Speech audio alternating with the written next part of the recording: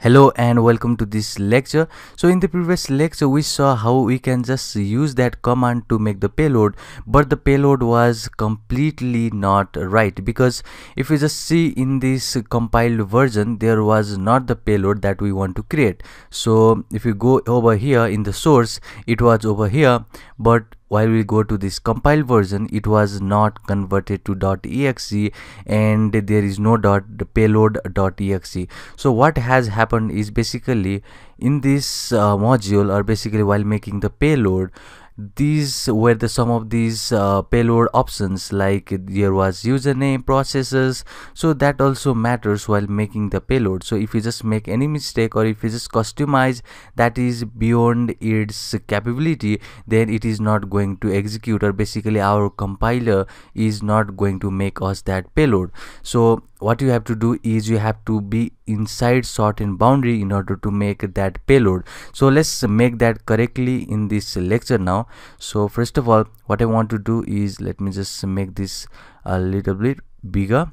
So after that, this is the veil. So I have just opened this veil. You know how to open. Go to the optionals, because we have here the optional. So first of all, let me show you. Let's go back to our computer, and here we have this OPT. So let me show you that inside this computer we have this OPT folder. Inside this OPT folder you can see the veil. So in order to open that, simply open this veil.py. you'll just get this console, or you'll just get this framework here. So in order to make this, so first of all you have to use, that is, now in this case I have to list first. So I'll just say list, and there is all the payload. I want to use this 15 number payload. So let's see options one more time. So I have just changed this YEL host, that is the IP address of this Kali machine, YEL port to this 8080, and I haven't changed the username. Let me just change the processors, because let's say that if we want to make a unique, let's say I want to change these processors and I want one processor. So let's check again the options. So it should be all in lowercase, because it is the case sensitive. You can see we have now set the processor as a 1, and now what you want to do is simply type generate, and this is the command that is going to generate us a payload. So now let's give some name. So in this case I want to give the name as a payload again, and let's wait for a certain time, and let's see if this works or not. So it has completely made us this payload, and it has shown that this payload is inside over here, which is this executables. So in order to just go to this location, first of all let's navigate over there from this GUI interface, and this is inside this var. Library veil is right here, and it is in output. And now you can see in this compiled and source you will have this payload. So let's go for this compile, and you can see this is our payload that is going to listen on that port, and it is going to have that connection on that host. So next thing what you need to do is you have to set a listener, because while sending this payload to the client will get the connection to the server. So there should be some port that the server is going to listen, so that the client will just get connection from that port. So let's make that, and in order to make that connection you have to just first of all use this console, and this is the interface that is given by the meterpreter.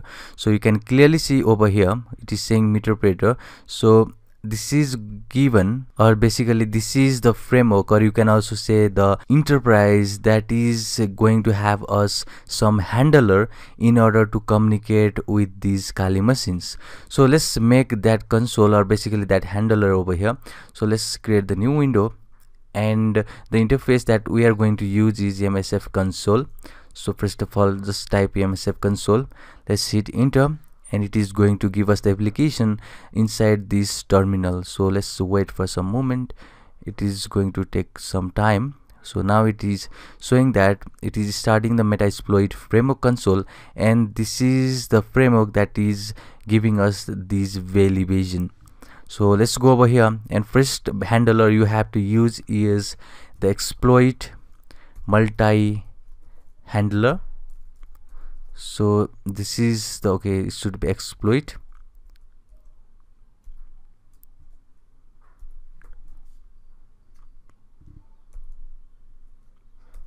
So this is the handler that we are going to use to have the connections. So it is done using the socket in the case of Python programming. So we'll see about that in the next upcoming sections, but in the Kali it is so easier to do with this MSF console. So let's hit enter now, and you can see now we are inside this multi-handler. So the next thing what you can do is, I'll just say show options, and let's see, this is the options, but we don't have anything over here, that is the name of the payload or the EL host or EL port. So let's set that first. So in order to set, that is the same method that we just did in this Veil Evasion. So what you need to do is, first of all, set this payload the name. So if you just see that we had written something that is in our leaf pad over here, that is go meterpreter and the reverse HTTPS.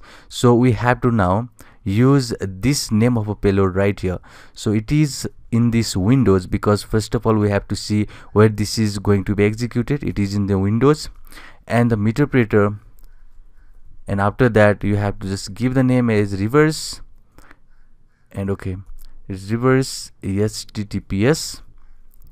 If you use the payload that is made by the Veil, that can be the reverse TCP, then you have to type here reverse TCP. If it is reverse HTTP, you can just type reverse HTTP. So make sure that this is the name of your payload, or basically it is what we have over here, right here. So you can see, if you use this name, that is reverse TCP service, you have to just type right over here. And now if I hit enter, then let's show the options one more time, and you should see now that is we have this payload now. So it was hidden in the previous case. Now we have just got this payload option right here.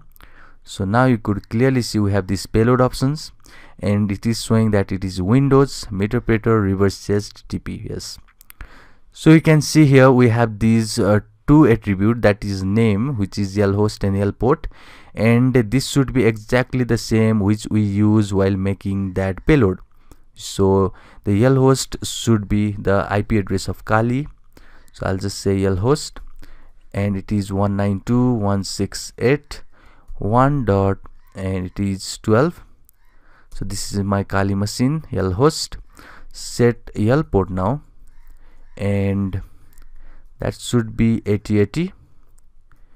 Now if you see one more time, that is options, you will see we have now set inside this payload option, that is the EL host and the EL port, and this is the port that client is going to communicate with the server, which is our Kali machine.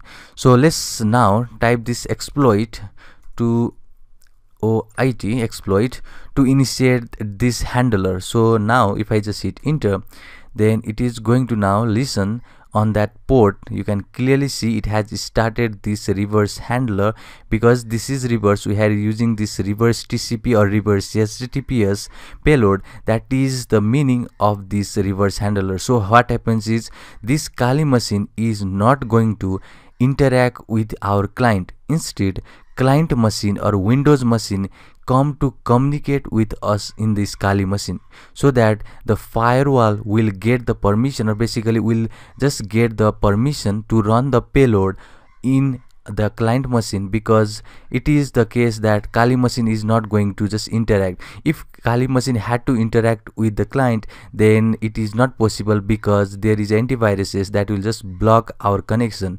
But in this case, client machine is going to communicate us in the Kali machine. That means you can clearly see that it is a reverse shell, or you can also see this is the backdoor. We'll also see the implementation in the next lecture, and in the Python lecture we'll see how we can just use this backdoor to capture the keylogs. We'll see how to capture every information, and we can also see how to capture the screenshots. We'll make all of those in the Python lecture, but for now you can see we have just handler here, which is going to listen on that port. So in the next lecture we'll just make a simple delivery technique, which will just get that payload delivered to the client, and client will just download that and it will just execute. And basically this is not the proper delivery method, but you can assume, or you can use some social engineering technique, like you can just email it with something else, or you can package it and making something like, you can say, use the AutoEat language in order to convert it